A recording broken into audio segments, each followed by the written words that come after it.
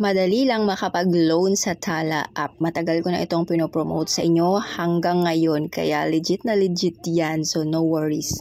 Hey guys, quick guide lang kung paano gamitin ang Tala Loan app. Once ma-approve kayo sa loan, i-click nyo lang yung view offer. Doon pipili kayo kung kailan nyo gustong bayaran. May 15 days hanggang 61 days. Keep in mind, habang mas matagal ang payment terms, mas mataas din ang interest at makikita nyo yan agad sa app mismo. Pag okay na kayo sa terms, itap nyo lang yung check at accept terms. After that, pili na kayo kung saan nyo gustong ma-receive yung pera. Pwede sa other e-wallets, bank transfer at pwede rin sa Maya.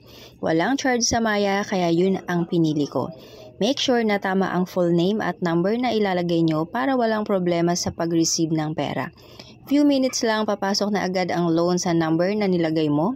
Use my referral code o enter nyo para maka-download ng Tala at makakuha ng rewards.